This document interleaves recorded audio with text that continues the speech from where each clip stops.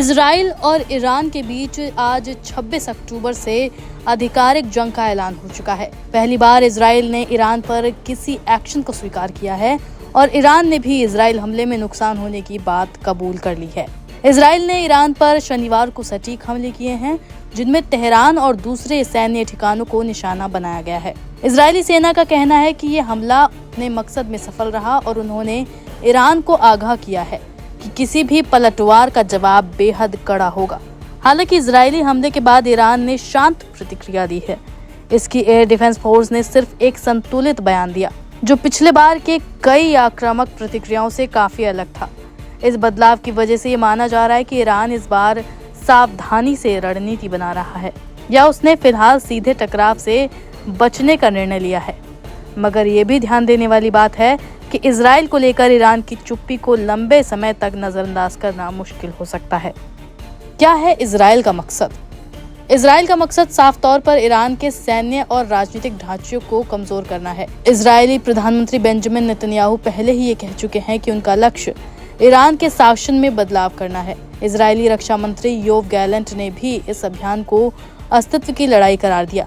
जहां इजराइल का इरादा ईरान को सैन्य और राजनीतिक रूप से कमजोर करना है, उसके तहत ईरानी सुप्रीम लीडर आयतुल्लाह खामेनेई और उनके नेतृत्व को चुनौती दी जा रही है। अब आगे क्या होगा? इजराइल का अगला प्लान इस पर निर्भर करता है कि ईरान कैसे रिएक्ट करेगा। अगर ईरान ने इजराइल पर पलटवार किया तो इजरायली सेना ने भी स्पष्ट कर दिया है कि वो इससे भी कहीं ज्यादा बड़े और कड़े हमले करेंगे। हमास और हिजबुल्लाह की तरह इजराइल इस बार ईरान की सैन्य और राजनीतिक लीडरशिप को पूरी तरह खत्म करने की रणनीति अपना सकता है। इसके साथ ही स्मारक हमले और साइबर युद्ध के जरिए ईरान के अहम ढांचों को निशाना बनाया जा सकता है। ईरान के पास इस वक्त दो ऑप्शन हैं। पहला, इजराइल पर पलटवार करना। ईरान इजराइल के खिलाफ सशक्त पलटवार कर सकता है, जिसके लिए उसके पास मजबूत सैन्य संसाधन हैं। हालांकि इससे जंग का दायरा और बढ़ सकता है। दूसरा है कूटनीतिक और गुप्त प्रतिक्रिया।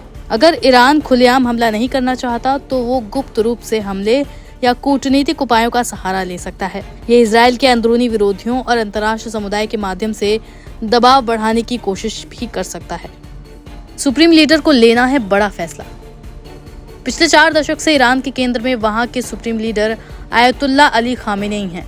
हमास नेता इस्माइल हानिया और यहाँ सिनवार हो या हिजबुल्लाह लीडर नसरुल्लाह, इजराइल ने अपने इंतकाम के नाम पर सबको मार गिराया।